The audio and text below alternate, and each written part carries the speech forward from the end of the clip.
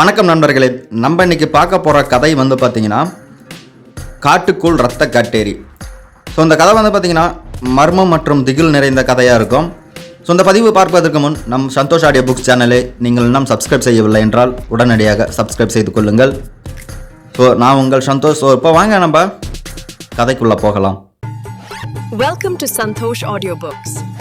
We're dedicated to bringing you the highest quality audio experience.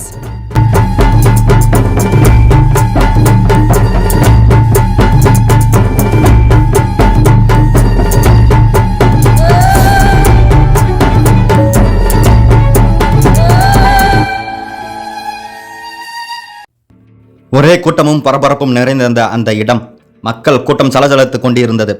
ஆள் யாரும் இல்லாத காட்டில் இன்று ஊரே கூடி நிற்கிறது.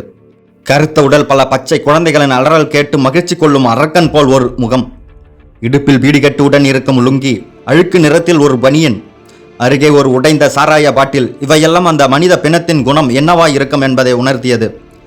நடுகாட்டில் ஒரு மனித உருவம் கொண்ட மிருகம் இரத்த வாந்தி எடுத்து இரத்த வெள்ளத்தில் செத்து கிடக்கிறது. என்ன ஆயிருக்கும் அவனுக்கு? ஏன் இப்படி காட்டில் வந்து செத்து கிடக்கிறான்? அவன் யார்?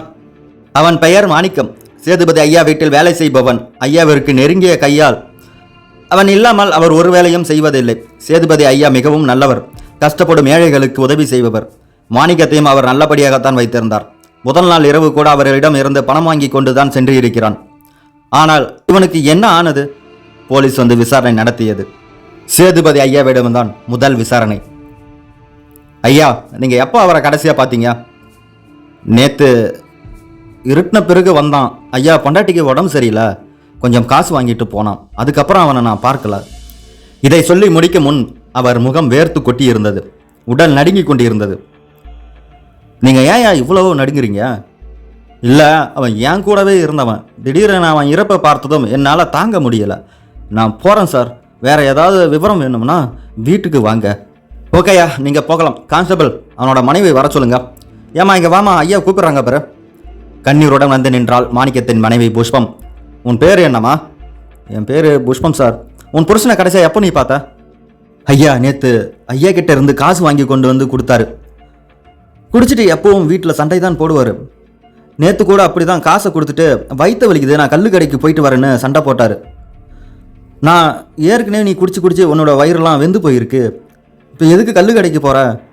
குடிச்சே நீ அழிய போகிற அப்படின்ட்டு நான் சண்டை போட்டேன். நேற்று ஒரு 10 மணி இருக்குங்கய்யா வீட்டை விட்டு கிளம்பி போனார். அப்புறம் வரவே இல்லை. அந்த வயிற்று வலியால் தான் அந்த மனுஷன் போய் சேர்ந்துட்டான் என்று கூறி அவள் கதறினாள். சரி, நீ போம்மா, நான் விசாரிக்க கூப்பிட்டா நீ வரணும். சரிங்க சார். யோ கான்ஸ்டபிள், ஊரில் மக்கள் என்னையா பேசிக்கிட்டு இருக்காங்க? ஐயா, எல்லாரும் ஆளுக்கு ஒரு காரணம் சொல்கிறாங்க. அங்கே பாருங்க, என்னென்னமோ பேசிக்கிட்டு இருக்காங்க. ஏலே, இந்த காட்டில் ரத்த காட்டியர் தான் அவனை அடிச்சிருக்கணும். அங்கே பாரு, இப்படி ரத்த கோரை ஆக்கி போட்டுருக்குது. ஆமாலா, வயிற்று வலினா ஊருக்குள்ளே வந்து தான் கிடக்கணும். இங்கே எப்படி வந்தான்? ஆமாலா, இதை நம்ம சொன்னால் முட்டா பசங்கள்னு சொல்லுவாங்க. இப்படி சொல்லியது ஒரு கூட்டம். புஷ்பத்தை பாருடி, இருக்கிற வரைக்கும் எப்போ அவன் செத்து தொலைவான்னு இருந்தா இப்போ நீலு கண்ணீர் வடிக்கிறான். ஏங்கா, அவள் கஷ்டம் அவளுக்கு. போடி போ, எனக்கு என்னமோ அவள் தான் கொண்டு இருப்பான்னு தோணுது. அட சும்மா இருக்கா, போலீஸ்கார் வேறு நம்மளே பார்க்குறாங்க என்று பேசி கொண்டிருந்தார் 2 பெண்கள். டேய், சேதுபதி ஐயா கிட்ட ஏதாவது வம்பு பண்ணியிருப்பான். பெரிய இடமல்ல, அதான் சத்தம் இல்லாமல் இவனை ஜோலியை முடிச்சிட்டாங்க போல என்றார் ஒருவன். எனக்கு என்னமோ அந்த கிறுக்கு பையா ராஜா மேலே தான் சந்தேகமாக இருக்குது. காலையில் ஆளாக அவன் தான் வந்து நின்றுக்கிட்டு இருந்தான் என்றார் இன்னொருவன். அவன் ஒரு கிறுக்கு பையா, சீதாபுல செத்து போனதிலிருந்து சித்தோசுவாதி இல்லாமல் இருக்கான். இந்த மாணிக்கம் பண்ணுற வம்புக்கு யாராவது போட்டிருப்பாங்க என்று பதிலளித்தான் இன்னொருவன். அவன் கூட்டாளி காளியப்பன் கூட அன்றைக்கி ஒரு நாள் சண்டை நடந்தது. அதுக்கப்புறம் எந்த சண்டைக்கும் போகாமல் இருந்தான். பாவி பாயா, இப்படி செத்துட்டானே என்றால் ஒரு பாட்டி. போலீஸ் படை குழம்பிக் கொண்டிருந்தது. அந்த கொலையாளி யாரா இருக்கும்? மாணிக்கம் எப்படி இறந்தான்? முதலில் சேதுபதி ஐயா வீட்டிற்கு வந்தது போலீஸ் படை. சேதுபதி ஐயா எல்லாவற்றத்துக்கும் தயாராக இருப்பது போல் தெளிவாக அமர்ந்திருந்தார். இன்ஸ்பெக்டர் விக்ரம் தான் இந்த வழக்கை விசாரிக்கப் போகிறார். சொல்லுங்க சார், என்ன கேட்கணும் என்கிட்ட? மாணிக்கம் உங்ககிட்ட வந்து பணம் கேட்கும்போது மணி என்ன இருக்கும்? அப்போ வீட்டில் யார் யார் இருந்தாங்க? மணி வந்து பார்த்தீங்கன்னா 7 மணி இருக்கும். வீட்டில் யாருமே இல்லை. தோட்டக்காரன் மட்டும்தான் வெளியில் இருந்தான். தோட்டக்காரனை வர சொல்லுங்க. தோட்டக்காரன் வேலன் வந்து நின்றான். அன்னைக்கு என்ன நடந்துச்சு? அந்த மாணிக்கம் ஐயா கிட்ட என்ன கேட்டான்? ஐயா, நான் வெளியில் தாங்க இருந்தேன். உள்ளே என்ன நடந்துச்சுன்னு தெரியாது. பெரிய ஐயா ஏதோ சத்தம் போட்டாங்க, அது மட்டும் தான் வெளியில் கேட்டுச்சு. வேற ஒன்றும் தெரியாதுங்க ஐயா. என்ன ஐயா சத்தம் போட்டாரா? என இன்ஸ்பெக்டர் கேட்டார். அது அது வந்து சேதுபதி ஐயா தடுமாறுகிறார். சொல்லுங்க ஐயா, ஏன் சத்தம் போட்டீங்க என விடாமல் கேட்டார் இன்ஸ்பெக்டர். அது அவன் குடும்பத்தை ஒழுங்காக பார்த்துக்கணும்னு சொல்லி சத்தம் போட்டேன். பொறுப்பு இல்லாத பையன் சார் அவன். நிஜமா அவ்வளோதானா? சார், நீங்கள் கேட்குறத பார்த்தா என் மேலே சந்தேகப்படுற மாதிரி இருக்குது. எனக்கு அவன் மேலே எந்த கோபமோ விரோதமோ எதுவுமே கிடையாது. அனாவசியமாக என் கோபத்துக்கு ஆளாகாதீங்க. என்னை பற்றி இந்த ஊரில் கேட்டு பாருங்க. ஓ சரி, அப்போ கொலை நடந்த அன்னைக்கு 9:30 மணிக்கு நீங்கள் உங்கள் காரில் எங்கே போயிட்டு வந்தீங்க தெரிஞ்சுக்கலாமா? என்ன சார்? அதே கோவத்தோட பதில் சொல்லுங்கள் சார். எங்கே போனீங்க? அது என் தோட்டத்தை பார்க்க போனேன். நைட்டு 9:30 மணிக்கு. ஏன் தோட்டத்துக்கு போனீங்க? அதுவும் ஊருக்குள்ளே இருக்கிற உங்கள் தோட்டம். ஆனால் ஊருக்கு வெளியில் உள்ள காட்டு பக்கம் போயிருக்கீங்க, அதுவும் கொலை நடந்த அன்னைக்கு. இல்லை சார், நான் அங்கே போகலை. நீங்கள் ஏதோ சொல்கிறீங்க. உங்கள் காரு மட்டும் போச்சு இல்லையா? அப்படி தானே? Okay, alright. வேறு ஏதாவது விவரம் தேவைப்பட்டா நானே வரேன். இப்போ நான் கிளம்புறேன். ஒரு வழியாக அவர் சொன்னதை நினைத்து பெருமூச்சு விட்டார் சேதுபதி ஐயா. இன்னும் என்னென்னலாம் நடக்கப் போகுதோ. ஒருவேளை இவர் செய்த கொலையை மறைக்கத்தான் இவ்வளவு கஷ்டப்படுகிறாரோ? சார், இந்த சேதுபதி ஐயா ஏன் இவ்வளோ பயப்படுறாரு? இவர் கொலையில் ஏதாவது சம்பந்தம் இருக்குமோ? கான்ஸ்டபிள் வடிவேல் விவேக்கிடம் கேட்டார். கண்டிப்பாக இருக்கும். ஆனால் இன்னும் நிறையா பேரை நம்ம விசாரிக்க வேண்டியது இருக்குது. சார், உங்கள் அடுத்த சந்தேகம் யார் மேலே சார்? அடுத்த அந்த காளியப்பன் மாணிக்கத்திட ஏற்கனவே சண்டை போட்டுனால. அப்புறம் அந்த புஷ்பம், அடுத்தது ஒரு பையன் கிறுக்குன்னு சொன்னாங்களே, அவன் பேர் என்ன? அவன் பேர் ராஜா சார். அவனை தான். அவன் தானே நான் நினைக்கல. ஆனால் ஃபஸ்ட்டு டெட் பாடியை பார்த்தது அவன் தான். ஸோ அவனை கொஞ்சம் விசாரிக்கணும். அவன் சமீபத்தில் தான் இப்படி ஆயிட்டான். நல்லா படித்த பையனான். அவன் காதலி சீத்தான்னு ஒரு பொண்ணு, அவள் திடீர்னு இறந்து போனதும் இப்படி ஆயிட்டானான். சரி, அவன் நேரில் பார்த்து விசாரிக்கலாம். இப்போது காளியப்பன் எங்கே இருப்பான்? சார், நான் போய் விசாரித்து காளியப்பனை கூட்டிகிட்டு வரேன் சார். சரியா, போய் பார்த்து கூட்டிகிட்டு வா. நான் ஸ்டேஷனுக்கு போகிறேன். அடுத்தது அந்த காளியப்பனும் போய் சேரப்போகிறான் என்பதை அறியாத விவேக் ஸ்டேஷனுக்கு கிளம்பினார். மாணிக்கத்தின் கொலை வழக்கில் சேதுபதி ஐயாவின் விசாரணையை தொடர்ந்து காளியப்பன் வருகைக்காக காத்திருந்தார் இன்ஸ்பெக்டர் விவேக். ஐயா, காளியப்பன் 4 நாளாக வெளியூர் போயிட்டு காலையில் தான் வந்திருக்கான். அவனை கையோட கூட்டிகிட்டு வந்துட்டேன். உள்ளே வர சொல்லட்டுமாய்யா என்று கான்ஸ்டபிள் வடிவேலு கேட்டார். உள்ளே வர சொல்லியா? சார் வணக்கம், நான் தான் காளியப்பன். எங்கேயா போன 4 நாளா? ஐயா, அத்தை ஊருக்கு போயிருந்தேன். நீ சேதுபதி ஐயாவுக்கு கையால் தானே? நீ பாட்டுக்கு 4 நாளாக இருந்துக்கிட்ட. ஐயா எதுவும் உன்கிட்ட எதுவும் கேட்கலையா? இல்லைங்க ஐயா, ஐயா தான் போயிட்டு வான்னு அனுப்பி வச்சாங்க. ஓ சரி, இப்போ எதுக்கு உன்னை வர சொன்னேன்னா தெரியுமா? தெரியலேங்க. உன் கூட்டாளி மாணிக்கம் செத்துட்டான் தெரியுமா? இப்போ தான் சொன்னாங்க ஐயா. அவனை கொல்ல ஆள் செட் பண்ணிவிட்டு ஊரை விட்டு போயிட்டல்ல? ஐயா, அப்படிலாம் இல்லைங்க ஐயா. நான் ஏன் அவனை கொலை பண்ண போகிறேன்? நாங்கள் ஏதோ சாதாரணமாக பேசிக்கிட்டு இருந்தோம். அப்படியே அது சண்டே ஆயிடுச்சு. கொலை பண்ணுற அளவுக்குலாம் எங்களுக்குள்ள எந்த சண்டையும் இல்லைங்க ஐயா. நாங்கள் 2 பேருமே நல்ல கூட்டாளிங்க ஐயா. சரி சரி, உனக்கு வேறு யார் மேலேயாவது சந்தேகம் இருக்கா? அது சேதுபதி ஐயா கிட்ட விசாரித்தால்தான் ஐயா தெரியும். ஏன் அவர் மேலே சந்தேகப்படுறியா? ஐயா இல்லைங்கய்யா, அவர் ரொம்ப நல்லவர். வேறு விவரம் எதுவும் தெரியும்னு தான் அப்படி கேட்டான். சரி, இதை பற்றி எதுவும் தகவல் தெரிஞ்சால் வந்து சொல்லணும். வெளியூருக்கு எங்கேயும் போகக்கூடாது, புரிஞ்சுதா? சரிங்க சார், இப்போ நீ போகலாம். நான் வரேன் ஐயா. கிளம்பி விட்டான் காளியப்பன். யோ வடிவேலு சார், இவனை ஃபாலோ பண்ணிவிட்டு அப்படியே போ. நேராக ஐயா வீட்டுக்கு தான் போவான். அங்கே என்ன நடக்குதுன்னு பார்த்துட்டு வந்து சொல்லு. சரிங்க சார். விவேக் சொன்னபடி காளியப்பன் நேராக சேதுபதி ஐயா வீட்டிற்கு தான் சென்றான். சார் சொன்னது கரெக்டாக போச்சே, கான்ஸ்டபிள் வடிவேல் பெருமைப்பட்டு கொண்டார். ஐயா ஐயா, வாடா காளியப்பா. எப்போ ஊர்லேருந்து வந்த? காலையில் தாங்க. உங்ககிட்ட கொஞ்சம் தனியாக பேசணும். சரி, மேலே வா. மேலே யாரும் இல்லாது என்பதை உறுதி செய்து கொண்டு இருவரும் பேசிக்கொள்ள ஆரம்பித்தார். சொல்லுடா காளியப்பா. உங்களுக்கு நானும் மாணிக்கமும் எவ்வளோ விசுவாசமாக இருந்தோம். என்னை ஊருக்கு போக சொல்லிவிட்டு அநியாயமாக அவனை கொன்னுட்டீங்களே. முட்டாள்தனமாக பேசாதடா. நான் தான் ஆரம்பத்தில் உங்கள் 2 பேத்துக்கும் ஆபத்து இருக்குன்னு ஜாக்கிரதையாக இருங்கன்னு சொன்னேன்ல. இதை சொல்லி கொண்டிருக்கும் போதே கான்ஸ்டபிள் எப்படியோ மேலே வந்து விட்டார். காளியப்பன் கேட்டான், அது எப்படி உங்களுக்கு தெரியும்? அது சரி, நீங்கள் தானே ஏற்பாடு பண்ணியிருக்கீங்க, எப்படி உங்களுக்கு தெரியாமல் போகும்? டேய், நான் ஏன்டா உங்களை கொல்லணும்? ஊரே நல்லவனு சொல்கிற சேதுபதி ஐயாவோட உண்மையான முகம் எங்கள் 2 பேத்துக்கு தானே தெரியும். எங்களை கொன்னுட்டா எல்லாத்தையும் மறைச்சிடலாம்ல என்ற நினைப்பு உங்களுக்கு இருக்குதுல்ல? அதெல்லாம் இல்லைடா, சும்மா நடிக்காதீங்க. எல்லாம் அந்த மாணிக்கம் சொன்னான். நான் தான் முட்டாள்தனமாக புரிஞ்சிக்காம அவன்கிட்ட சண்டை போட்டேன். இப்போவும் சொல்கிறேன், நீயாவது பாதுகாப்பாக இரு. யோ சொல்லுவியா, பார்க்குறேன் நீ என்னென்ன பண்ணுறன்னு என்று சவால் விட்டு சென்றான். இன்று இரவே அவன் இறக்கப் போவது தெரியாமல்.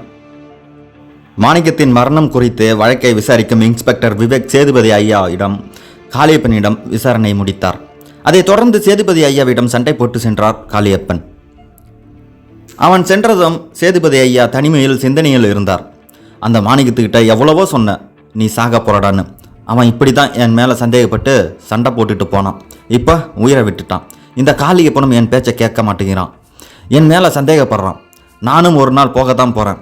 நான் செய்த பாவத்திற்கு சம்பளமாக கொடூரமாக ரத்தம் கோலம் கொண்டு தொட்டு தூக்க ஆள் இல்லாமல் செத்து போய் கிடப்பேன். அந்த நாளில் இருந்து என்னை யார் காப்பாற்றப் போகிறார்? இதையெல்லாம் நான் யாரிடம் சொல்ல? அப்படியே கண்களை மூடியே தூங்கிவிட்டார். திடீர்னு ஒரு பயங்கரமான சத்தம், சிரிப்பு சத்தம். இருள் சூழ்ந்த நேரத்தில் அவ்வளவு பயங்கரமான சிரிப்பு சத்தம். தன்னை மறந்து போய் ஆழ்ந்த உறக்கத்தில் இருந்த சேதுபதி ஐயா பதறி போய் திடீர்னு கண் விழித்தார். இரத்த காட்டேரி, அவளேதான் வந்து விட்டாள். என்னை உயிரோடு கொல்ல வந்து விட்டாள். இனி இரவு முழுவதும் செத்து செத்து பிழைக்கப் போகிறேன். இனி என்னை யார் காப்பாற்றப் போகிறார்கள்? அலறி அலறி உயிரை விடப் போகிறேன். இந்த சித்திரவதைக்கு நான் செத்துவிடக் கூடாதா? தினமும் இரவு இந்த அவஸ்தைதான் பட்டு கொண்டிருக்கிறார் சேதுபதி ஐயா. அங்கு காளியப்பன் நிலை என்ன ஆனது? போலீஸ் ஸ்டேஷனில் கான்ஸ்டபிள் வடிவேலு இன்ஸ்பெக்டர் விவேக்கிடம், சார், காளியப்பன் நீங்கள் சொன்ன மாதிரியே இங்கிருந்து நேராக சேதுபதி ஐயா வீட்டுக்கு தான் போனான் என்று ஆரம்பித்து அங்கே நடந்தது அனைத்தையும் கூறி முடித்தார். சேதுபதி ஐயா எப்படி சொல்கிறாரு? மாணிக்கம் காளியப்பன் 2 பேரும் இறக்க போகிறாங்கன்னு அவருக்கு எப்படி தெரியும்? அப்போ அவர் தான் கொலை செஞ்சாரா? அந்த கிறுக்கு பிடிச்ச ராஜா மாணிக்கம் செத்த இடத்துல இருந்தான். அவன் எதர்ச்சியாக தான் வந்திருக்கான். அப்போது ஐயா சொன்னபடியே அடுத்து காளியப்பன் சாக போகிறான். அப்போது அவனை ஃபாலோ பண்ணால் குழு கிடைக்கும். இனி ஒரு உயிர் கூட போகக்கூடாது. கான்ஸ்டபிள், நம்ம காளியப்பனை ஃபாலோ பண்ணுவோம். எதுக்கும் அந்த ராஜாவை கூட்டிகிட்டு வா, விசாரிப்போம். நான் அந்த காளியப்பனை போய் பார்த்துட்டு வரேன். விவேக் கிளம்பினார். சார், வெளியில் அவசரமாக ஒரு அலறல் சத்தம் கேட்டது. என்னையா நல்ல தம்பி? நல்ல தம்பி அந்த ஊருக்காரர் தான். அவன் தான் இப்போது சத்தம் போட்டான். சார், என்னப்பா பதறாமல் சொல்லு. அந்த காளியப்பன் என்று சொல்லும் போதே மூச்சு வாங்கியது அவனுக்கு. ஆமாம், அவனை தான் பார்க்க போகிறேன். இப்போ என்னாச்சு? மாணிக்கம் செத்த அதே இடத்துல செத்து கிடக்கிறான். என்ன சொல்கிற? ஆமாங்க சார், உடம்பு ஒரே கீறல், ரத்த கோரையாக, பார்க்கவே பயமாக இருக்குது. நீங்கள் வாங்க கான்ஸ்டபிள், சேதுபதி ஐயா வீட்டில் இருக்காரான்னு பாரு. நான் ஸ்பாட்டுக்கு போகிறேன். சரிங்க சார். எதிரில் அந்த கிறுக்கன் ராஜா வந்தான். சிரித்து கொண்டே, போங்க, என் சீதா செத்தப்போ யாராவது வந்தீங்களா? அடுத்தது ஒருத்தரை எல்லாரும் சாவுவாங்க. சிரித்து கொண்டே சொன்னான். என்ன நடக்குது இங்க? இதையெல்லாம் யார் பண்ணுறாங்க? என்ன வேணும் உங்களுக்கு? அந்த கொடூரமான காட்டில் மாணிக்கத்தை தொடர்ந்து காளியப்பனும் இறந்து விட்டான். அதை விசாரிக்க செல்லும் முன் அந்த ராஜா விவேக் முன்வந்து ஊரில் அனைவரும் சாகப் போவதாய் கூறினான். அதை அப்புறம் பார்த்து கொள்வோம் என்று நினைத்து விவேக் காட்டுக்குள் விரைந்து சென்றார். யார் டெட் பாடியை ஃபர்ஸ்ட் பார்த்தார் என்று விவேக் கேட்டார். நான் தான் சார், நல்ல தம்பி என்று சொன்னான். எப்படி பார்த்த? நீ எப்படி இங்கே வந்த? ஐயா, நான் அசலூர் போயிருந்தேன். திரும்பி ஊருக்குள்ளே வரும்போது அந்த ராஜா கத்திக்கிட்டே ஓடி வந்தான். என்னன்னு வந்து பார்த்தா இந்த காளியப்பன் செத்து கிடக்கிறான். அதான் உடனே ஓடி வந்து உங்ககிட்ட தகவல் சொன்னேன். அந்த ராஜா என்ன 2 கொலை நடக்கும்போது இந்த இடத்துல இருக்கான். எப்படி இவன் இங்கே வரான்? அவனுக்கும் இந்த கொலைக்கும் என்ன சம்பந்தம்? சார், என்னையா கான்ஸ்டபிள், சேதுபதி ஐயா வீட்டில் தான் இருக்காரு. காளியப்பன் அவரும் பார்த்து பேசிட்டு வரும்போது அதே இடத்துல அப்படியே தூங்கிட்டாரு. காளியப்பன் இருந்தது அவருக்கு தெரியாது. அப்போ அந்த ராஜா தான் எல்லாத்துக்கும் காரணமா? பைத்திய மாதிரி நடித்து ஊரை ஏமாற்றிக்கிட்டு இருக்கான். சரி, நான் பார்த்துக்கிறேன் கான்ஸ்டபிள், மற்ற ப்ரொசஸர் எல்லாம் நீ பார்த்துக்கோ. இங்கேருந்து முடிச்சுட்டு வா. சரிங்க சார். ஏமா, யாருக்காவது ஏதாச்சும் தெரியுமா இங்கே நடந்ததை பற்றி? தெரிஞ்சால் சொல்லுங்கள். தெரிந்தும் மறைச்சிங்கன்னா அடுத்த சாவு உங்களோட கூட இருக்கலாம். கூட்டத்தை பார்த்து கேட்டார் விவேக். சார், கூட்டத்திலிருந்து ஒரு பெண் குரல். சொல்லுமா? சார், காட்டுக்கு வெளியில் விறகு பொறுக்கலான்னு வந்தேன். காட்டுக்குள்ளே ஐயோ அம்மானு அலறல் சத்தம் கேட்டுச்சு. உள்ளே வரலான்னு நினச்சேன். ஒரு பெரிய வெளிச்சம் மாதிரியே உள்ளே இருந்து வந்துச்சு. ரொம்ப பயங்கரமான காற்று அடிச்சுது. காடே ரொம்ப பயங்கரமாக, பார்க்கவே பயமாக இருந்துச்சு. நான் பயந்து வீட்டுக்கு ஓடிட்டேன். காட்டுக்கு வெளியில் தான் என் வீடு. அதுக்கப்புறம் யாருமே காட்டில் இருந்து வெளியில் வரல. எனக்கு நல்லா தெரியும், கொஞ்ச நேரத்துக்கு முன்னாடி தான் ராஜாவும் நல்ல தம்பியும் வந்தாங்க. இது மனுஷங்க வேலை இல்லையா? கண்டிப்பாக ரத்த காட்டேரி வேலையாக தான் இருக்கும். யாரும் இனி காட்டு பக்கம் போவாதீங்க. சரிம்மா, நீ போகலாம். ஊர் ஜனங்களுக்கு நான் ஒன்று சொல்லிக்கிறேன். இந்த கேஸில் என்ன நடக்குதுன்னு கண்டுபிடிக்கிற வரைக்கும் யாரும் காட்டு பக்கம் போகக்கூடாது. இதுக்கு மேலே நான் சொல்கிறத கேட்கலனா தீவிரமாக நடவடிக்கை எடுப்பேன். ஸ்டேஷன் வந்த விவேக் தனிமையில் அமர்ந்து கொண்டே யோசித்தார். என்ன இந்த கேஸ் இப்படி படுத்துது? சேதுபதியை தான் ஆளை வச்சு கொள்றாரா, இல்லை அந்த ராஜாவா, இல்லை அந்த ரத்த காட்டேரியா? ரொம்ப தண்ணி காட்டுதே. காட்டுக்கு முதல்ல ஸ்ட்ரிக்டாக காவலை போடணும். அந்த ராஜாவையும் அந்த இறந்து போன காதலையும் சீதாவையும் பற்றி விசாரிக்கணும். இனி லேட் பண்ணக்கூடாது. ஃபோன் மணி ஒலித்தது. எடுத்தார் விவேக். அண்ணா, இன்னும் என்ன வேலை உனக்கு? தங்கச்சியை விட வேலை முக்கியமா? சீக்கிரமாக வீட்டுக்கு வா. விவேக்கின் தங்கை வேணிதான் அது. திரும்ப ஒரு கொலை நடந்திருக்குமா, அந்த ஃபைல் தான் ரெடி பண்ணிகிட்டு இருக்கேன். கொஞ்ச நேரத்தில் அண்ணா வந்துடுவேன். பத்திரமா இரு. பத்திரமாவா? சரி சரி, சீக்கிரமாக வா, இல்லைனா ரத்த காட்டேரி என்னை கொன்னுட போகுது. ஏய், என்ன விளையாட்டு இது? வீட்டிலே இருப்பா, அண்ணன் வந்துடுவேன். சரி அண்ணா, பயப்படாம வா. விவேக்கின் ஒரே தங்கை வேணி, தாய் தந்தை இல்லாமல் அவனிடம் வளர்ந்த செல்லப்பெண். நிலைமை அறியாமல் விளையாடுகிறாள். அடுத்தது நிகழப்போகும் விபரீதம் இவளால் தான். மாணிக்கம், காளியப்பன் இருவரும் மர்மமான முறையில் இறந்தார். இன்ஸ்பெக்டர் விவேக் தான் இந்த வழக்கை விசாரிக்கிறார். அவருக்கு ஒரு தங்கை, பெயர் வேணி. அவர் வழக்கு தொடர்பாக அடுத்த விசாரிக்கப் போவது பைத்தியம் என்று சொல்லப்படும் ராஜா மற்றும் இறந்து போன அவள் காதலியை பற்றி. ராஜா பைத்தியம் என்று சொல்லப்படுவதால் இறந்து போன சீதாவின் தாய் மரகதம் என்பவரை விசாரிக்க அவருடைய வீட்டிற்கு சென்றார் விவேக். வணக்கம் அம்மா, நான் இன்ஸ்பெக்டர் விவேக். அம்மா, சீதாவின் அம்மா மரகதம் நீங்கள் தானே? உங்கள் பொண்ணு தான் இறந்துட்டா சொல்கிறாங்க. உங்கள் பொண்ணு எப்படி இருந்தா? சீதாவுக்கும் ராஜாவுக்கும் என்ன சம்மந்தம்? ஆமாங்க, என் பொண்ணு தான் சீதா. நல்லா படிப்பா. 12வது முடிச்சுட்டு நல்ல மார்க் எடுத்தா. அதுக்கப்புறம் படிக்க முடியாமல் இருந்தா. அப்புறம் பெரிய ஐயா தான் சொந்த செலவில் மேல் படிப்புக்காக வெளியூருக்கு அனுப்பி வச்சா. அதில் தான் என் பொண்ணு சீதாவும் அந்த ராஜாவும் இன்னும் 4-5 பேர் போனாங்க. அதில் 2 பேருக்கும் பழக்கமாகி 2 குடும்பத்துக்கும் பிடிச்சி போய் நிச்சயம் பண்ணி வச்சுருந்தோம். அதுக்குள்ளே ஒரு நாள் காட்டுக்கு போன என் பொண்ணு ரத்த வெள்ளத்தில் கிடக்கிறான்னு தகவல் வந்தது. யார் கண்ணு பட்டுச்சோ, நாங்கள் போய் பார்த்தா அவள் சாகிற நிலைமையில் கிடந்தா. எல்லாரையும் உதவிக்கு கூப்பிட்டோம், யாருமே வரல. அப்படியே செத்து போயிட்டா. காட்டில் ஏதோ வெறி பிடிச்ச ஓனாய் கடிச்சிருக்கும்னு, அதில் நோய் பரவும்னு சொல்லிட்டாங்க. யாருமே வரல. என் மக இறப்பை பற்றி யாருமே கவலையும் படலை. சேதுபதி ஐயா ரொம்ப நல்லவர் தான், எல்லாருக்கும் ரொம்ப நல்லது செய்வார். ஆனால் அவர் கூட வரல. நானும் ராஜாவும் தான் எல்லா காரியமும் பண்ணணும் என்று தேம்பி தேம்பி அழுதார் மரகதம். என்னம்மா சொல்கிறீங்க? சேதுபதி ஐயா கூட வரலையா? ஆமாம் சார், அடுத்த நாள் நாங்கள் ஐயாவை பார்ப்பதற்காக போனோம். அவருக்கு உடம்பு சரியில்லைன்னு ஏதோ சொல்லி சமாளித்தார். கொஞ்சம் பணமும் கொடுத்தாரு. வேறு வழி இல்லாமல் ஒன்றுமே சொல்லாமல் வந்துட்டோம். அப்படியே வெளியூருக்கு போய் ஒரு 10 நாள் சொந்தக்காரங்க வீட்டில் இருந்துட்டு வந்தேன். ஊரில் யாரும் உதவிக்கு வரல. ஐயாவும் எதையும் கண்டுக்கல. ஸோ அந்த விரக்தியில் தான் அந்த ராஜாவும் மனநலம் சரியில்லாமல் ஆயிட்டான். எப்போவும் சீதா ஞாபகமாக அந்த காட்டிலே தான் இருப்பான். சாப்பாடு கொடுத்தாலும் அங்கே கொண்டு போய் தான் சாப்பிடுவான். நிறைய நாள் அங்கே தான் தூங்குவான். என் மக போனதும் என் வாழ்க்கையே போச்சு, நரக வாழ்க்கை ஆயிடுச்சு. அழுத வரை ஆறுதல் படுத்த முடியாமல் அங்கிருந்து கிளம்பினார் விவேக். அந்த பகுதி வனத்துறை அதிகாரியை பார்க்க சென்றார். வணக்கம் சார், நான் இன்ஸ்பெக்டர் விவேக். சொல்லுங்கள் சார். 6 மாதத்துக்கு முன்னாடி சீதான்னு ஒரு பொண்ணு ஓனாய் கடித்து இறந்ததாகவும் அந்த ஓனாய்க்கு ஏதோ ஒரு நோய் தொற்று இருந்ததாகவும் சொல்கிறாங்களே, அதை பற்றி கொஞ்சம் சொல்ல முடியுமா சார்? அப்போ ஆனந்தன்னு ஒரு ஆஃபீஸர் இருந்தார்.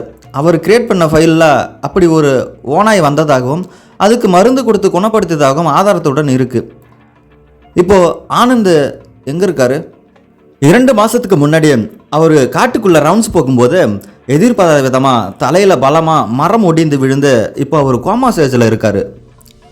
என்ன, மரம் ஒடிஞ்சு விழுந்ததா என்று சந்தேகத்துடன் கேட்டார் விவேக். ஆமாம் சார், அவருக்கு பதிலாக தான் இப்போ நான் டியூட்டிக்கு வந்திருக்கேன். ஓகே சார், நன்றி.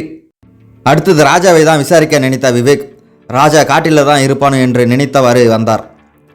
சார், என்னாச்சு, ஏதோ யோசிச்சுட்டு இருக்கீங்க என்று கான்ஸ்டபிள் கேட்டார். இல்லையா, அந்த ராஜா காட்டில் தான் இருப்பான்னு அந்த அம்மா சொன்னிச்சுல்ல, அவனை போய் கூட்டிகிட்டு வரியா? ஐயா, 1 வாரமாக காட்டு பக்கம் யாருமே போகலாம். அவனும் அங்கே போயிருக்க வாய்ப்பு இல்லை. ஊருக்குள்ளே தான் எங்கேயாச்சும் இருப்பான். அவன் நான் எங்கன்னு பார்த்துட்டு கூட்டிகிட்டு வரேன்.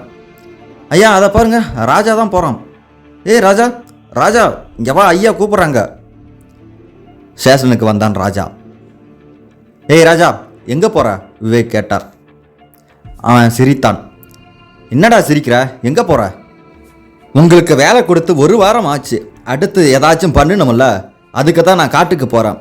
தயாராக இருங்க அடுத்த பலிக்கு. திக்கு நின்றது இருவருக்கும். என்ன சொல்கிற? நான் என்ன சொல்ல போகிறேன்?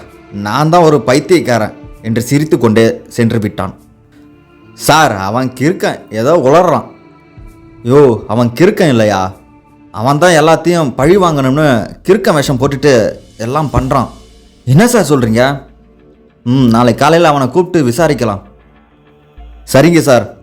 சரியா, நான் கிளம்புறேன். சார், நானும் வரேன் சார், போகலாம். விவேக்கின் வீட்டு வரை சென்றார் இருவரும். வருகிறேன் என்று வீட்டினுள் சென்றார் விவேக். விவேக்க வீட்டை தாண்டி தான் கான்ஸ்டபிள் வீட்டுக்கு செல்ல வேண்டும். அருகில் ஒரு டீ கடை. இங்கே ஒரு நல்ல டீ குடித்துட்டு போகலாமே என்று நினைத்த கான்ஸ்டபிள் விவேக்கின் வீட்டில் எதிரில் இருந்த டீ கடையில் ஒரு டீ குடித்தார். வீட்டுக்கு சென்ற விவேக் சிறிது நேரத்தில் பதட்டத்துடன் வெளியே சென்றார். சார், இப்போ எங்கே போகிறாங்க என்று சந்தேகித்தான் கான்ஸ்டபிள். அவரை தொடர்ந்தார். அவர் கொலை நடந்த அதே காட்டிற்குள் நுழைந்தார். அவர் பின்னே சென்றான் கான்ஸ்டபிள். அங்கே கண்ட காட்சி. ஒருவன் கழுத்தில் மிதித்து கொண்டிருந்தார். அவன் கொஞ்சம் கொஞ்சமாக செத்து கொண்டிருந்தான். முகத்தில் வெறி, உடம்பு முழுவதும் வேர்வை. அவனை ஏன் விவேக் கொலை செய்ய வேண்டும்? கொன்றே தீர வேண்டும் என்ற வெறியில் அவனை கையை முறுக்கி கழுத்தை அமுக்கி மிதித்து கொண்டு இரத்த வெள்ளத்தில் அவனை முக்கி கொண்டிருந்தார் விவேக். சார் என்று கான்ஸ்டபிள் அழைக்க அவன் உயிர் அவன் உடலை விட்டு பிரிந்தது. மாணிக்கமும் காளியப்பன் இறப்பை பற்றி விசாரித்துக் கொண்டிருக்கும் இன்ஸ்பெக்டர் விவேக் நடுக்காட்டில் ஒருவனை மிதித்துக் கொள்வதை பார்த்து கொண்டிருந்த கான்ஸ்டபிள் வடிவேலு ஆடி போனார். விவேக் தான் இந்த கொலைக்கெல்லாம் காரணமா? பார்க்கலாம் வாங்க. சார், நீங்களா? வடிவேலு கேட்டார். அமைதியாக இருந்தார். ஆனால் அந்த உயிரை கொன்றுவிட்டு திருப்தி மட்டும் அவர் முகத்தில் இருந்தது. ஏன் சார் இப்படி பண்ணுறீங்க? யார் இவன்? ஏன் இப்படி ஒருத்தரை கொலை பண்ணுறீங்க? நீங்களே கொலை பண்ணிட்டு நீங்களே விசாரிக்கிற மாதிரி எதுக்கு நடிக்கிறீங்க? ஏன் இந்த நாடகம்? உண்மையிலே நீங்கள் யாரு? இல்லை, நான் கொல்லல, நான் இல்லை. சார், இது நம்ம யூனியன் ஆஃபீஸில் வேலை பார்க்குற குமார், நல்ல பையன். ஏன் இப்படி பண்ணுறீங்க? சொல்லுங்கள் சார். கொலை செய்கிறது தான் உங்களோட வேலையா? நல்லவர்னு நினச்சேன். ஏன் இப்படி பண்ணுறீங்க? சொல்லுங்க. ஐயோ, நான் இதை பண்ணல, நம்புறியா? கண்ணால் பார்த்த என்கிட்டே போய் சொல்கிறீங்களா? நீ பார்த்தது நிஜம் இல்லை. நான் சொல்கிறத கேளு. இன்னும் என்ன சொல்ல போகிறீங்க? ரத்த காட்டேருது, அதுதான், அது பண்ண வேலை தான் இது. ஆமாம், அப்படி தான் கேஸை முடிக்க பிளான் பண்ணியிருக்கீங்களா? ஐயோ, சத்தியமாக நான் சொல்கிறத கேளு. அதான் உண்மை. என் தங்கச்சி மேலே, வேணி மேலே சத்தியமாக சொல்கிறேன். தங்கமில் உயிரை வைத்திருக்கும் விவேக் இப்படி சொன்னதும் ஒரு கணம் யோசித்தார் வடிவேல். சரி, நீங்கள் சொல்கிறத நான் எப்படி நம்புறது? எல்லாம் என் வீட்டுக்கு போய் சொல்கிறேன். இப்போ முதல்ல இங்கேருந்து கிளம்பலாம். இருவரும் அங்கிருந்து வீட்டிற்கு சென்றார்கள். அதே நேரத்தில் சேதுபதி ஐயா வீட்டில். ஏங்கய்யா தினமும் 6 மணிக்கு மேலே எங்களை யாரையும் வீட்டு பக்கம் இருக்க விட மாட்டேங்கிறீங்க? ஆனால் 10 மணிக்கு மேலே உங்கள் அலறல் சத்தம் வெளியில் கேட்குது. நான் நிறைய நாள் கவனிச்சிருக்கேன். ஆனால் நீங்கள் என்கிட்ட உண்மையே சொல்லவே இல்லை. உங்களுக்கு காவல் இப்போ நான் மட்டும்தான். உங்கள் பிள்ளைங்க எல்லோரும் வெளியூரில் இருக்காங்க. உங்களுக்கு ஒன்றுன்னா அவங்களால தாங்கிக்க முடியாது. சொல்லுங்கய்யா. உங்கள் மேலே என்னை விட அக்கறை யாருக்குமே இருக்காது. உங்களுக்கு என்ன பிரச்சனை? உடம்பு சரியில்லையா? இல்லை எதையாச்சும் நினச்சி பயப்படுறீங்களா? இல்லை வேறு ஏதாவது கவலையா? என்கிட்ட சொல்லுங்க, நான் யார்கிட்டையும் எதுவும் சொல்ல மாட்டேன் என்று பேசி முடித்தார் தோட்டக்கார வேலன். அவர் சொல்வது சரிதான். ஐயாவின் மேலும் அவர் குடும்பத்தை மேலும் மிகுந்த அக்கறை உள்ளவர். அவர் பிள்ளைகளுடன் நேரடி தொடர்பில் இருக்கிறவர் வேலன். இங்கு என்ன நடந்தாலும் அவர் பிள்ளைகளுக்கு உடனே தெரியப்படுத்தி விடுவார். அதனால வேலனுக்கு தெரியாமல் பல தவறுகளை செய்து விட்டார் சேதுபதி ஐயா. வேலா, உன்னை பற்றி எனக்கு நல்லா தெரியும். இந்த குடும்பத்துக்கு மேலே எவ்வளோ விசுவாசமாக இருக்க. ஆனால் என்னால் இப்போ எதுவும் சொல்ல முடியாது. என்னை எதுவும் கேட்காத. ஐயா, என்னை மன்னிச்சிடுங்க. நீங்கள் இப்போ என்ன பிரச்சனை சொல்லி ஆகணும். நீங்கள் சொல்லாமல் நான் இங்கேருந்து போக மாட்டேன். வேலா, என்னை என்னன்னு சொல்கிறேன்? ரத்த கட்டேறு தான். இதுக்கு ரத்த கட்டேறு தான் எல்லாத்துக்கும் காரணம். என்னை இதுக்கு மேலே எதுவும் கேட்காத. இதை யார்கிட்டையும் போய் சொல்லாத. என்னையா சொல்கிறீங்க? ரத்த காட்டேரியா? எதே என்கிட்ட மறைக்கிறீங்க. இல்லை, ரத்த காட்டேரி தான் இதுக்கு, அதுவே தான் காரணம். இன்ஸ்பெக்டர் விவேக் சொன்னதையும் போலவே சேதுபதி ஐயாவும் கூறினார். இருவரும் என்ன முயற்சி செய்கிறார்கள்? எதை மறைக்க இப்படி கூறுகிறார்கள்? இவர்கள் கூட்டு சதியா இல்லை தனித்தனியாக செய்யும் சதியா அல்லது உண்மையில் இரத்த காட்டேரியின் வேலையா? வாங்கள் பார்க்கலாம். கான்ஸ்டபிள் வடிவேலை அழைத்து கொண்டு காட்டை விட்டு அவசரமாக வெளியே வந்தார். சார் சொல்லுங்க, ஏன் அந்த பையனை கொலை பண்ணீங்க? யோ வடிவேலு, நான் எதுவும் பண்ணலை. நாம் 2 பேரும் வீட்டுக்கு போனோம்ல, அப்போது என் தங்கச்சி வேணி அழுதுகிட்டு இருந்தா. ரொம்ப பயந்து போயிருந்தா. எனக்கு ரொம்ப பதட்டமாயிடுச்சு. என்ன ஆச்சுன்னு கேட்டேன். அதுக்கு அவள் ரொம்ப கத்தி அழ ஆரம்பிச்சிட்டா. அவளை சமாதானம் பண்ணி அதுக்கப்புறம்தான் விஷயத்த சொல்ல ஆரம்பித்தா. வேணி, என்ன ஆச்சுமா? சொல்லு, என்கிட்ட சொன்னாதானே எனக்கு தெரியும். அண்ணா, என்னை மன்னிச்சிருங்க. யூனியன் ஆஃபீஸில் வேலை செய்கிற குமார்னு ஒரு பையன், ரொம்ப நல்லவர், எல்லாருக்கிட்டையும் நல்ல பேர் வாங்கினவர், நல்லா படித்தவர் கூட. அவரை பார்த்து பேசி பழகினேன். போக போக எங்கள் 2 பேர்த்துக்கும் பிடிச்சி போய் காதலிக்க ஆரம்பித்தோம். என்ன சொல்கிற வேணி? ஆமாண்ணா, உங்ககிட்ட நானே சொல்லாம தான் இருந்தேன். அதுக்குள்ளே என்னென்னமோ நடந்துருச்சு. சரி, இப்போ என்ன ஆச்சு சொல்லு. அது அவன் தனியாக மீட் பண்ணி பேசவே முடியல, மனசு விட்டு பேசணும் அப்படின்னு சொன்னான். அதுக்கு இப்போ வெளியில் இருக்கிற காட்டில் இப்போ யாருமே போகக்கூடாதுன்னு உங்கள் அண்ணன் சொல்லியிருக்காரு. அதனால் அங்கே யாருமே இருக்க மாட்டாங்க. அங்கே போய் கொஞ்ச நேரம் பேசிட்டு வரலாம்னு சொன்னான். காட்டுக்குள்ளெல்லாம் போக வேணாம், எப்படியும் எல்லாருக்கும் தெரிய தான் போகுது, இங்கேயே பேசலாம்னு சொன்னேன். நம்ம காதலை நாம் தான் நம்ம குடும்பத்தில் சொல்லணும். யாரோ நம்மளை பார்த்து சொன்னால் அது நம்மளுக்கு மரியாதை இல்லை. நீ வா, நம்ம போகலாம்னு கட்டாயப்படுத்தி கூட்டிகிட்டு போனான். அங்கே குமார், இருட்டு நேரம், வீட்டுக்கு போகலாம்னு சொன்னேன். வீட்டுக்கு போகிறதுக்காக உன்னை நான் இவ்வளோ கஷ்டப்பட்டு இங்கே கூட்டிகிட்டு வந்தேன் அப்படின்னு வித்தியாசமாக பேசினான். எனக்கு பயமாக இருந்துச்சு. நான் அங்கிருந்து வேகமாக வெளியில் வந்தேன். குறுக்கே அவன் நின்று என்னை மறிச்சிட்டான், போக விடலை. ஏய், இதுக்காகடி நான் இவ்வளோ கஷ்டப்பட்டேன்? நான் நல்லவனு உன்னை நம்ப வைக்க எவ்வளோ ட்ராமா பண்ணினேன். இங்கே கூட்டிகிட்டு வர எவ்வளோ கஷ்டப்பட்டேன். அசால்ட்டாக எஸ்கேப் ஆகுற. ஏய், என்ன சொல்கிற? என்னத்த சொல்ல? எல்லாம் நாடகம். நீ எனக்கு வேணும், அவ்வளோதான். டேய் நாயா, என் அண்ணன் யாருன்னு தெரியுமில்ல? நீ இங்கேருந்து வெளியில் போனா தானே அதை பற்றிலாம் நான் கவலைப்படணும். இங்கே உன்னை பிணமாக்கிட்டு அந்த பழியை ரத்த கட்டேரி மேலே போட்டுடுவேன். எப்படி என் பிளானு அப்படின்னு சொல்லி என்னை விரட்டி வந்தான். நான் கால் தடுமாறி கீழே விழுந்துட்டேன். அப்போ திடீர்னு காற்று ரொம்ப வேகமாக அடிச்சுது. ஒரு பயங்கரமான சிரிப்பு சத்தம். எனக்கு ரொம்ப பயமாக இருந்துச்சு. தேவையில்லாத இடத்துக்கு தேவையில்லாத மாட்டிக்கிட்டேடா அப்படின்னு ஒரு பெரிய சத்தம், ஒரு பெண் குரல். 2 பேரும் நடுங்கி போய் நின்னோம். அப்போ நான் தான், யார் நீங்கன்னு கேட்டேன். உயிர் மேலே ஆசை இருந்தா ஓடிடு, அவனை திரும்பி பார்க்காம போ, நிற்காத, உன் உயிரையும் மானத்தையும் காப்பாற்றிக்கணும்னா ஓடு அப்படின்னு அந்த குரல் சொல்லிச்சு. நான் திரும்பி பார்க்காம வந்துட்டேன். நான் வெளியில் வந்தபோது அவனோட அலறல் சத்தம் கேட்டுச்சு, காடே அதிர மாதிரி. நான் பயந்து வீட்டுக்கு வந்துட்டேன். தெரியாமல் மலையில் விழ பார்த்தேன். அது பேயோ பூதமோ இல்லை காட்டேரியோ, இப்போ அதுதான் எனக்கு தெய்வம், அந்த சக்தி தான் என்னை காப்பாத்துச்சு அப்படின்னு சொல்லி என் தங்கச்சி கதறி அழுதா. இதையெல்லாம் கான்ஸ்டபிளிடம் சொல்லி முடித்தார் விவேக். சார், என்ன சொல்கிறீங்க? ஆமாம் வடிவேலு, இப்படி ஒரு தங்கச்சி சொன்னால் நான் என்ன பண்ணுவேன்? நேராக அந்த காட்டுக்கு போனேன். அங்கே என்ன நடந்துச்சுன்னா தெரியல. நான் போகும்போது அவன் சாக போகிற நிலைமையில் இருந்தான். என் தங்கச்சி வாழ்க்கையை கெடுத்து அவளை கொல்ல நினச்சவனை நான் ஒரு அண்ணனா நான் என்ன பண்ணணும், அதுதான் நான் கோவத்தில் அவன் கழுத்தை மிதித்து அமுக்கினேன். அப்போ தான் நீ பார்த்த. அவன் எதோ சொல்ல வந்தான், அப்படியே அவன் செத்துட்டான். சார், அப்போ இதெல்லாம் அந்த இரத்த கட்டேரி வேலை தானா? அடுத்தடுத்து நடக்கும் கொலைகளை விசாரிக்கும் விவேக் அவர் தங்கை நடக்க இருந்த ஆபத்தை நீக்கியது எண்ணி மகிழ்ச்சி கொள்வாரா? கொலை செய்யும் காட்டேரியை கட்டுப்படுத்துவாரா? 3 கொலைகளையும் பற்றி விசாரிக்க விவேக் ராஜாவை தேடி காற்றுக்குள் சென்றார். அங்கு ராஜாவின் குரல் கேட்டது. சீதா, அந்த 3 பேரும் இதே காட்டில் செத்து போயிட்டாங்க. அடுத்து என்ன நடக்கும்? இந்த ஊரில் என்ன கிறுக்கணுன்னு சொல்லி யாருமே பேச மாட்டேங்கிறாங்க. ஆனால் நமக்கு நடந்த அநியாயத்துக்கு நாம தான் அவங்களெல்லாம் ஒதுக்கி வைக்கணும். இவனுங்களுக்கெல்லாம் வேணும், இன்னும் நல்லா வேணும், அனுபவிக்கிட்டோம். விவேக் அனைத்தையும் கேட்டுக்கொண்டிருந்தார். இவன் இந்த காட்டில் யாருக்கிட்ட பேசிக்கிட்டு இருக்கான் என்று எட்டி பார்த்தார். சீதா அடக்கம் செய்யப்பட்ட இடத்தில் தனியாக அமர்ந்து பேசி கொண்டிருக்கிறான். இவன் உண்மையிலே பைத்தியமா? நீ ஒன்றும் கவலைப்படாத ராஜா, நமக்கு பாவம் பண்ணவங்க கண்டிப்பாக அனுபவிச்சே தீர்வாங்க. ஒரு பெண் குரல் பதில் தந்தது. ஆனால் அந்த இடத்தில் யாருமே இல்லை. விவேக் சுற்றி முற்றும் பார்த்தார். மேலும் கீழும் பார்த்தார். ஒருவரும் காணப்படவில்லை. இது யார்? யார் அவனுக்கு பதில் கூறுவது? என்ன நடக்கிறது இங்கே?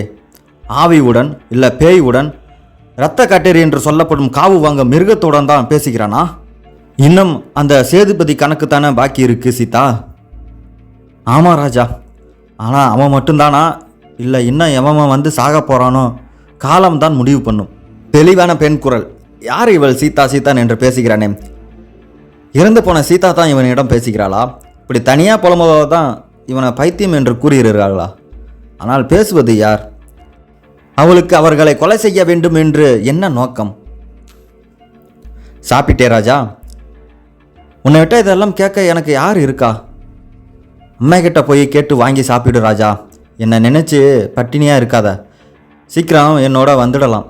அதுவரை நீ நல்லா சாப்பிடு, நல்லா இருக்கணும். என்கிட்ட வந்ததும் நானே உன்னை பார்த்துக்குவேன். அவனையும் கொலை செய்து தன்னுடன் கொண்டு செல்ல போகிறாளா என்று விவேக் தனக்குள் சொல்லி கொண்டார். மரகதம் இல்லைனா யார் பார்த்துக்க போகிறாங்க? சரி, நான் சாப்பாடு வாங்கிட்டு வரேன், 2 பேரும் சேர்ந்து சாப்பிட்லாம். நான் எப்படி சாப்பிடுவேன் ராஜா? சரி, நீ போ, வாங்கிட்டு வா. இதற்கு மேல் இங்கிருந்தால் மாட்டிக்கொள்வோம் என்று நினைத்த விவேக் அங்கிருந்து கிளம்பினார். அவர் நேராக சென்றது சேதுபதி ஐயா வீட்டுக்கு தான். ஐயா வணக்கம். உங்களுக்கும் அடுத்தடுத்து நடக்கிற கொலைகளுக்கும் ஏதோ சம்பந்தம் இருக்குது. அதை பற்றி நீங்கள் நிச்சயமாக சொல்லி ஆகணும். அடுத்த ஆபத்து உங்களுக்கு தான். உங்களை காப்பாற்றணும். இல்லை சார், எனக்கு ஒன்றும் தெரியாது. என்னை உங்களால் காப்பாற்றவும் முடியாது. உங்களுக்கு கண்டிப்பாக ஏதோ தெரிஞ்சிருக்கு, ஆனால் நீங்கள் எதையும் அதை சொல்ல மாட்டேங்கிறீங்க. இது ரொம்ப பெரிய தப்பு. என்ன ஏன் சார் நீங்களும் கஷ்டப்படுத்துறீங்க? நீங்களுமாண்ணா? வேற யார் மூலம் என்ன கஷ்டம்? சார், குறுக்க பேசுறதுக்கு மன்னிக்கணும். தோட்டக்காரர் வேளாண் வந்தான். சொல்லுப்பா, என்ன விஷயம்? சார், பெரிய ஐயா கொஞ்ச நாளாகவே எதையா பார்த்து பயப்படுறாங்க. யோ வேளா, உன் வேலையை போய் பாரு. சார், நீங்கள் கிளம்பலாம் சார். சேதுபதி ஐயா இடைமறித்தார். எல்லாத்தையும் மறைக்கிறீங்க. சரி, நான் வரேன் என்று சொல்லி கிளம்பிய விவேக் வேலைக்காரனை சைகை காட்டி அழைத்தார். இப்போ சொல்லு, என்ன பிரச்சனை? சார், தினமும் ராத்திரி எங்களை யாரையும் இருக்க விட மாட்டார். ஆனால் இருட்டுனதுக்கு அப்புறம் ஐயா அலறல் சத்தம் மட்டும் கேட்கும். ஒரு 3 நாள் மட்டும் நான் கேட்டிருப்பேன். ஐயா கிட்ட நான் அதை பற்றி கேட்டேன். அதுக்கு ரத்த காட்டேரி வேலைன்னு சொல்லி என் வாயை அடைச்சிட்டாரு. சார், எங்கள் ஐயாவை என்ன பிரச்சனைன்னு அவரை எப்படியாச்சும் காப்பாற்றுங்க. கண்டிப்பாக. சரி, அங்கே மேலே அந்த ஜன்னலில் எல்லாத்துலேயும் ஒரு கயிறு இருக்கு. ஏன்? சார், வெள்ளை பூசுகிற வேலை நடந்துச்சு, அப்புறமா அப்படியே போட்டுட்டாங்க போல. ஏணி கம்பு கட்டைகள் எல்லாம் குப்பையாக இருக்குது. அதுக்கு நேராக உள்ள என்ன ரூம் இருக்குது? அதாங்க சார் இங்கே பெரிய ஐயா ரூமு. ஓகே, சரி, நான் வரேன். இன்று இரவு சேதுபதி ஐயா வீட்டுக்குள் என்ன நடக்குது என்று தெரிந்தே ஆக வேண்டும் என்ற முடிவுடன் கிளம்பினார் விவேக். இன்ஸ்பெக்டர் விவேக் சேதுபதி ஐயா வீட்டில் இரவு என்ன நடக்கிறது என்று பார்க்க வேண்டும் என முடிவெடுத்துள்ளார். அன்று இரவு சேதுபதி ஐயா வீட்டில் அடர் இருளை அள்ளி சூட்டி விட்டது வானம். வேலை செய்யும் அனைவரையும் அனுப்பிவிட்டார். மையான அமைதியில் இருந்தார் சேதுபதி. சாகாமல் செத்தம் பிணம் போல் எதையும் தாங்கும் உருவமாய் சாய்வு நாற்களில் அமர்ந்திருந்தார். திடீர்னு ஒரு சிரிப்பு சத்தம். காதை கிழிக்கும் அளவிற்கு சிரிப்பு. வந்துவிட்டாள், அவள்தான் சீதா. இரத்த காட்டேரியா வந்துவிட்டாள். அவர் இருக்கும் அறை விளக்கு அணைந்து எரிந்தது. ஐயோ, என்னை ஏன் இப்படி சாகடிக்கிற? நீ சாகதாண்டா போற. நான் சாகிறேன். என்னை கொன்று இப்படி சித்திரவதை செய்யாத. கதவுகள் ஜன்னல்கள் எல்லாம் ஓயாது அடித்து கொண்டன. விட்டு எரிந்த விளக்கு அணைந்து போனது. இருள் மட்டுமே அவர் 2 கண்களுக்கு நிறைந்திருந்தது. டேய், இது சித்திரவதனா? அப்போ நீ செஞ்சது என்ன? நான் தெரியாம பண்ணிட்டேன், என்னை விட்டுரு. திடீரென தலைக்கு மேலே ஒரு ஒளி வந்தது. அந்த சீதாவின் முகம். சிரித்தபடி ஐயோ ஐயோ அம்மா ஆ அலறல் சத்தம் வீட்டையே அதிர வைத்தது. கருத்த நீலமுடி, அதன் நடுவே பற்கள் தடம் பதிந்த இரத்த கோரையுடன் கரை படிந்த முகம். 2 பற்களில் இருள் அடித்து இரணிட சேர துடித்தது. அவள் பற்களில் இருந்து சொட்டிய இரத்தம் துளி துளியாய் அவர் கைகளில் விழுவதை உணர்ந்தார். சிரிப்பு சத்தம். அந்த கடுமையான முகம் அங்கே இருக்க கொடுமையான சிரிப்பு எங்கே ஒலிக்கிறது? வெவ்வேறு இடங்களில் இருந்து சிரிப்பலை. உயிர் மேல் அவ்வளவு ஆசையா உனக்கு? ஐயோ, என்னை கொல்லு. இப்படி ஒரு நரகத்தில் தினமும் வாழ என்னால் முடியல. நானே 2 தடவை சாக பார்த்தேன். என்னை சாகவும் விட மாட்டேங்கிற, உயிரோடையும் வாழவும் விட மாட்டேங்கிற. உனக்கு அவ்வளவு நிம்மதியான சாவு வரக்கூடாது, அதுக்குத்தான் நான் இவ்வளவு சித்திரவதை. ஆனால் நீ சீக்கிரம் சாக போகிறது, அதுவும் நாளைக்கே சாக போகிற. உன் குடும்பத்தில் உள்ள ஒவ்வொரு உயிரும் உன் கண்ணு முன்னால் போக போகுது. அதை பார்த்து நீ நிம்மதியாக கண்ணை மூட போகிற என்று சிரித்து கொண்டு ஒரே நேரத்தில் 2-3 சிரிப்பொலிகள் அதிர்ந்தன. என் குடும்பம் என்ன பண்ணுச்சு? அவங்கள விட்டுருங்க. அதுதாண்டா உனக்கு தண்டனை. உன் தண்டனை நான் முடிவு பண்ணுறேன், நீ முடிவு பண்ணாத. சட்டுன்னு அந்த உருவம் மறைந்தது. காற்றின் வேகம் குறைந்தது. அணைந்த விளக்குகளும் தானா உயிர் பெற்றது. அல்லறல் சிரிப்பொலி அனைத்தும் அடங்கியது. அடித்து கொண்டிருந்த ஜன்னல் கதவுகளும் ஆட்டம் நின்றது. ஐயோ, கொடுமை செய்து விட்டனே, தவறு செய்து விட்டனே. என் பாவத்திற்கு என் குடும்பமே அழிய வேண்டுமா? இன்னும் என்னன்னாலாம் நான் காண போகிறோம். கடவுளே என்னை காப்பாற்று. தன்னே நொந்து கொண்டார் சேதுபதி. என்ன நடக்கும் என்று பார்க்க வந்த விவேக்குக்கு இருட்டில் ஒன்றுமே தெரியவில்லை. ஆனால் கேட்ட சத்தங்களை வைத்து ஒருவாறு கணித்து விட்டார். நாளை சேதுபதி ஐயாவை கொலை செய்ய போகிறார்கள். நடக்கப் போவதையும் நடத்த போவர்களையும் தன் மனதிற்குள் கணக்கு போட்டு கொண்டார். அங்கிருந்து கிளம்பினார். ராஜா மற்றும் அந்த பெண் குரல் இவை மட்டும்தான் இப்போது சந்தேகப்பட தகுந்த குறிப்புகள். இதை வைத்துதான் இதுவரை நடந்த கொலைகள் பற்றி அறிய வேண்டும். இனி எந்த கொலையும் நடக்காமல் பார்த்துக்க வேண்டும். விடிந்த பொழுது எல்லோருக்கும் நல்ல பொழுதாக விடியட்டும் என்று எண்ணியவரை எழுந்தார் விவேக். இன்றைய பணி முதல் சேதுபதி ஐயா வீட்டுக்கு தான். கான்ஸ்டபிள் வடிவலம் அங்கு வந்து சேர்ந்தார். அந்த வீட்டை சுற்றி நோட்டமிட்டார்னர். சுற்றிலும் கிடந்த கயிறுகள் அனைத்தையும் எடுத்து பார்த்தார். அவை ஜன்னல் கதவுகளில் கட்டப்பட்டிருந்தது. கயிற்றை இழுக்கும்போது அவை வேகமாக அடித்து கொண்டன. மின்கம்பிகளும் சில இடங்களில் துண்டித்து இணைக்கப்பட்டிருந்தது. இவையெல்லாம் சேதுபதி அறையை சுற்றி மட்டுமே செய்யப்பட்டிருந்தது. நீங்கள் நினைப்பது சரிதான். பேயும் இல்லை, இரத்த காட்டேரியுமே இல்லை. மனிதர்களுக்கு செய்யும் அந்த சக்தி தான். அதுவும் அந்த ராஜா தான். உங்களைப் போலவே விவேக்கும் கெஸ் செய்து விட்டார். வடிவேல், நான் சந்தேகப்பட்டது போல் ராஜா தான் இதற்கு காரணம். அவன் மட்டும் இல்லை, இன்னும் யாரோ அவனுக்கு ஹெல்ப் பண்ணுறாங்க. அதுவும் ஒரு பொண்ணு. ராஜா சொல்லபடி அவன் சீதா தான் இருக்கணும். 2 பேர் மட்டும்தானா? இல்லை சந்தேகமாக தான் இருக்குது. சரி சார், நீங்கள் ரத்த கேட்டரி இல்லை மனுஷங்க தானே இப்படி பண்ணுறாங்கன்னு சொல்கிறீங்க. அப்போது சீதா எப்படி? அதான் எனக்கும் குழப்பமாக இருக்குது. சீதா இருந்தப்போ யாரும் பார்த்தாங்களா? இல்லை சார், ஓனாயை கடித்து நோய் பரவுன்னு யாருமே அங்கே போகலை. அப்போ சீதா உண்மையிலே சாகாமல் இருக்கக்கூட வாய்ப்பு இருக்குதுல்ல? ஆமாங்க சார். அப்போது அவள் செத்துட்டான்னு அவங்க குடும்பம் நாடம் ஆடிக்கிறதா? ஆனால் ராஜா சீதா செத்து போனதை பற்றி கவலைப்படலை. அதனால் எல்லோருமே சாக போகிறாங்க அப்படின்னு சொல்லிட்டு போனான்ல. சீதா செத்து போயிருந்தால் தான் அவன் பழி வாங்கணும். ஒருவேளை சீதா சாகலைன்னா அவங்க ஏன் ஊருக்காரங்க எல்லாரையும் பழி வாங்கணும்? இதுக்குள்ளே வேறு ஏதோ மர்மம் இருக்குது சார். இப்போ நாம் என்ன பண்ண போகிறோம்? எப்படி கண்டுபிடிக்க போகிறோம்? இன்றைக்கி எல்லாத்துக்கும் விடை கிடைச்சிரும். வா போகலாம். சரி சார். விவேக் மற்றும் கான்ஸ்டபிள் இருவரும் ராஜாவை பின்பற்றி வந்தனர். சேதுபதி ஐயா வீட்டிற்கு வந்தான் ராஜா. என்ன செய்ய போகிறான் என்று யோசனையுடன் பார்த்தார் விவேக். ஐயா ஐயா அழைத்தான் ராஜா. நீயா என்றார் சேதுபதி. நானே தான். வேற யாரும் எதிர்பார்த்தீங்களா? ஒரு விஷயம் சொல்ல வந்தேன். என்ன சொல்ல போற? உன் மூத்த பையன் இந்த உலகத்தை விட்டே போயிட்டான். கடைசியாக அவன் முகத்தையாவது நீங்கள் பார்க்க வேண்டாமா? என் மகன் என்ன பாவம் பண்ணான்? நான் பண்ண தப்புக்கு அவனுக்கு ஏன் தண்டனை? அதான் நீயே சொல்லிட்டிய. நீ செஞ்ச பாவம் உன் பிள்ளைங்க தலையில் தான் வந்து நிற்கும். போ, அதே காட்டில் தான் உன் பிள்ளை பிணமாக கிடக்கிறான். போய் பாரு. அறிந்து போன சேதுபதி உடனே காட்டுக்கு சென்றார். ராஜாவும் சென்றான். விவேக் கான்ஸ்டபிளிடம், சேதுபதி ஐயா வீட்டில் உள்ள எல்லோருக்கும் எங்கே இருந்தாலும் அதை விசாரித்து பாதுகாப்பு ஏற்பாடு பண்ணு. நான் சேதுபதி ஐயாவை ஃபாலோ பண்ணி போகிறேன். சரி சார். கான்ஸ்டபிள் கிளம்பி விட்டான். காட்டுக்கு சென்ற விவேக் அங்கே மறைந்து நின்று சேதுபதி ஐயாவை பார்த்தார். அங்கே அவரை தவிர வேற யாருமே இல்லை. ஏண்டா, உன் பிள்ளையோட பிணத்தை பார்க்க வந்தியா? நீ செஞ்ச தப்புக்கு நான் உன்னை தாண்டா கொல்லணும், உன் குடும்பத்தை இல்லை. அதே பெண் குரல் கேட்டது. சுற்றுமுற்றும் பார்த்தார் விவேக். ஆனால் அங்கு யாருமே இல்லை. சேதுபதி ஐயா மட்டும் நின்றிருந்தார். அவர் முகத்தில் தன் பிள்ளை இறக்கவில்லை என்ற நிம்மதி ஒன்று மட்டும் புரியாதவாறு நின்றார். ஆனால் நீ சாவதை யாராலும் தடுக்க முடியாது என்று கூறியவாறே மரத்துக்கு பின்னால் இருந்து ராஜா வந்தான். விவேக் தனது கை துப்பாக்கியை எடுத்து தயாராக வைத்திருந்தார். அதுவும் என் கையிலே சாக போற என்று அதே பெண் குரல் கூறி மரத்தில் இருளில் இருந்து ஒரு உருவம் தொப்பு என்று குதித்தது. இல்லை, நீங்கள் நினைப்பது போல் அது அகோரமாக இல்லை. அது ஆவி அல்ல, பேய் அல்ல, இரத்த வாடை வீசிக்கொண்டு வரும் இரத்த காட்டேரி அல்ல, அழுகிய பிணங்களை தின்னும் கழுகு அல்ல, வேட்டையாடும் ஓனாய் அல்ல.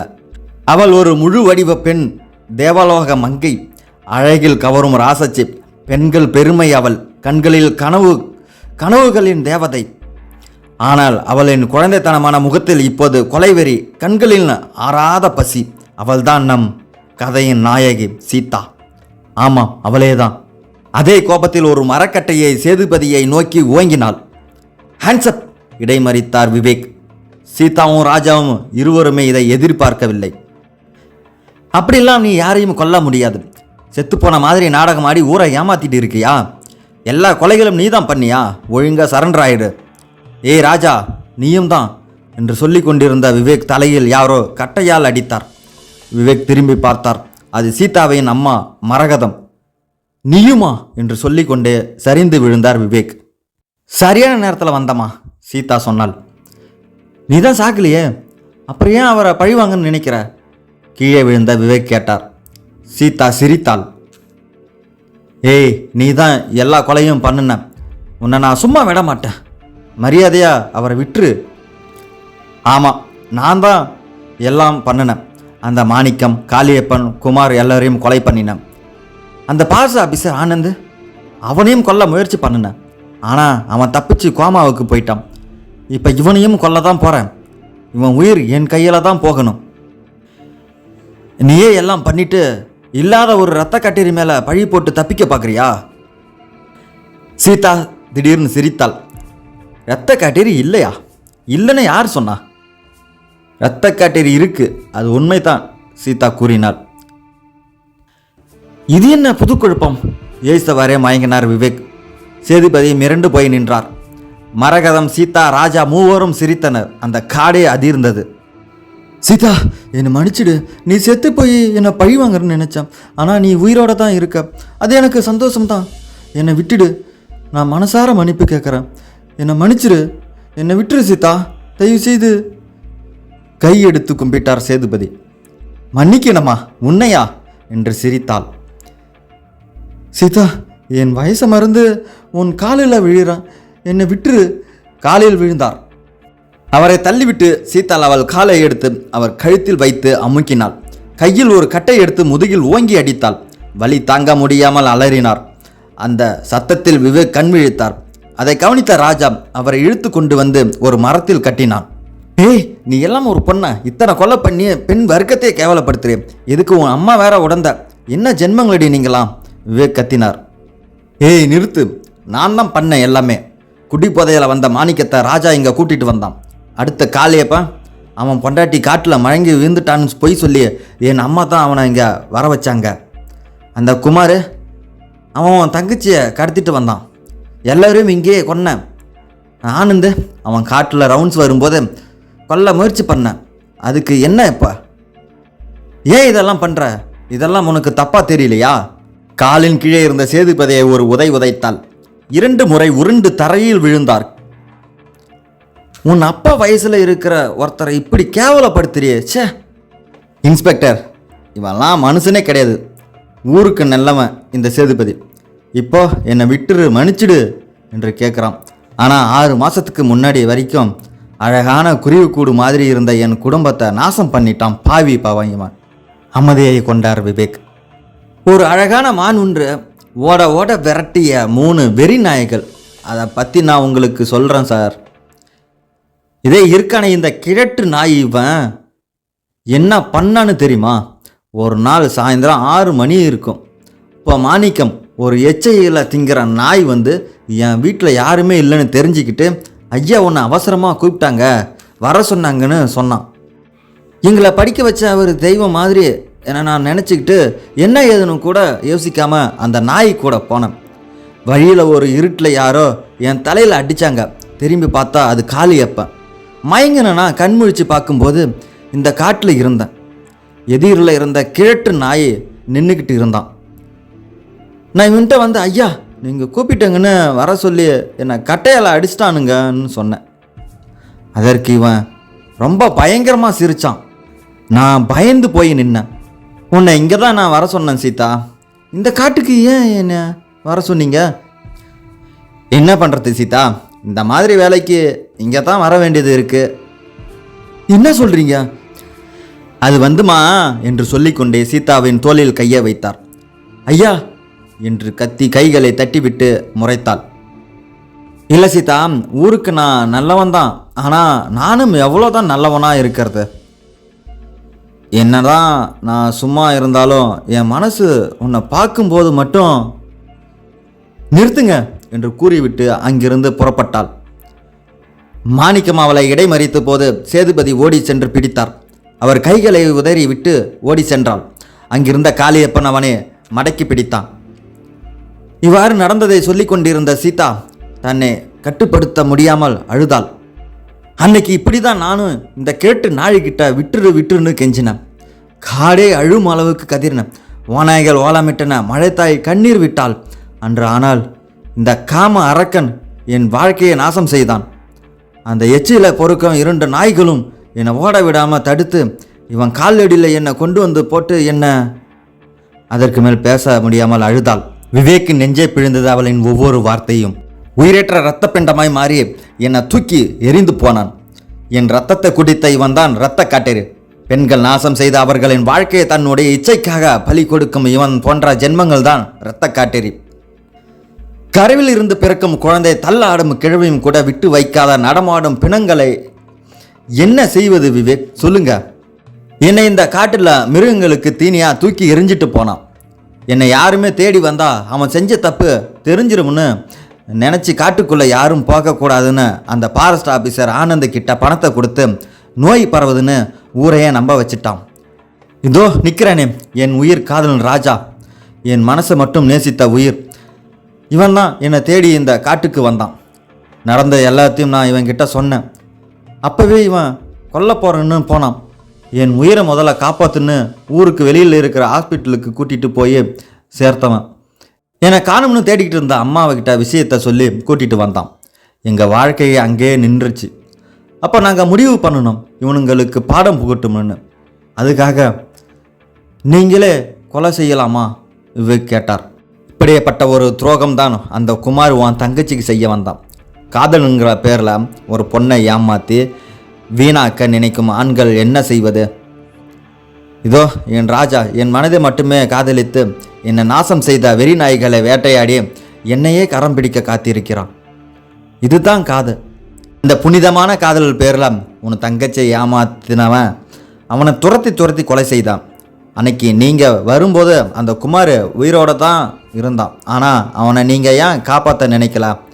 அன்னைக்கு நீங்கள் செய்தது மட்டும் நியாயம்தான். சொல்லுங்க மிஸ்டர். அமைதியானார் விவேக். நான் செத்து போன மாதிரி இந்த ஊரையை நம்ப வச்சு பேய் நாடகம் நடத்தினோம். தினம் இவனை உயிரோட கொன்னோம்.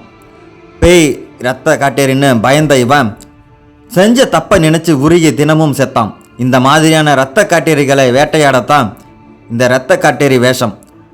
இப்போ சொல்லுங்க, யார் நிஜமான இரத்த காட்டேரின்னு? இவன் தான் சீதா. இவனை மாதிரி ஆளுங்க தான் உணர்ச்சி வசப்பட்டு கத்தினார் விவேக். கட்டையால் மாறி அடித்தால் அந்த உயிரோடு இருக்கும் அந்த பிணத்தை. என்னை விட்டுவிடு என கெஞ்சியது அவனின் அலறல் சத்தம் அந்த காட்டியை கிழித்தது. இப்படி தாண்டா அன்றைக்கு நான் கெஞ்சினேன். சாவுடா, ஒளிஞ்சிப்போ. உன்னை மாதிரி ஆண்களுக்கு இது ஒரு பாடமாக இருக்கணும். இனி இந்த ஊரில் எவனும் தப்பான எண்ணத்தில் எந்த பொண்ணையும் பார்க்கக்கூடாது. என்னை விட்டுருங்க, வேணாம். உயிர் போகும் வரை கெஞ்சியது அந்த கிழவன். என்று ஒரே சத்தம். அவன் உயிர் பிரிந்து விட்டது. அவள் வேட்டை முடிந்தது. மனம் சாந்தி பெற்றது. என் மகளின் வாழ்க்கையை அளித்த அந்த பாவி ஒளிந்தான். மரகதம் நிம்மதியை பெருமூச்சு விட்டாள். என்னை போல் உள்ள பெண்கள் வாழ்க்கையை நாசம் செய்யும் பாவிகளுக்கு இதுதான் தண்டனை என்று ஒரு அட்டையில் சேதுபதியின் இரத்தத்தால் எழுதி அதை அவன் வயிற்றில் குத்தி கொடியேற்றினார். ராஜா மரகதம் இவர்கள் கண்களிலும் ஆத்ம திருப்தி. சீதா தொடர்ந்து பேசினாள். செத்துப்போனா செத்ததாகவே இருக்கட்டும். அப்போ தான் தப்பு பண்ணுற நாய்களுக்கு இந்த இரத்த கட்டறி வந்து கொலை பண்ணும்னு பயம் இருக்கும். நாங்கள் எங்கேயாவது கண்காணாத இடத்துக்கு போய் எங்கள் வாழ்க்கையை ஆரம்பிச்சுக்கிறோம். அம்மா, ராஜா, வாங்க போகலாம். விவேக்கின் பதிலை எதிர்பாராமல் கிளம்பினார் மூவரும். இரத்த காட்டேரியின் வேட்டையை பற்றி ஊருக்கே தெரிந்தது. வடிவேலிடம் அனைத்தும் உண்மைகளையும் கூறிய இன்ஸ்பெக்டர் விவேக் போலீஸ் வேலையை விட்டுவிட தீர்மானித்தார். வேலையை ராஜினாமா செய்துவிட்டு விவேக் அவரது தங்கை வேணியும் அந்த ஊரையை காலி செய்துவிட்டு சென்றார்கள். ஆனால் இப்படிப்பட்ட வேட்டைகள் நிச்சயமாக தொடர வேண்டும். தண்டனை கடுமையாக்கப்பட வேண்டும். தவறுகளை குறைக்க அல்லது தவறுகளை ஏற்படாமல் தடுக்க வேண்டும். நான் நண்பர்களே, இந்த கதையை எல்லாரும் கேட்டிருப்பீங்க. உங்களுக்கு பிடிச்சிருந்தா மறக்காம நம்ம சேனலை சப்ஸ்கிரைப் பண்ணுங்கள். இது உங்கள் சந்தோஷ் ஆடியோ புக்ஸ். நான் உங்கள் சந்தோஷ். நன்றி, வணக்கம்.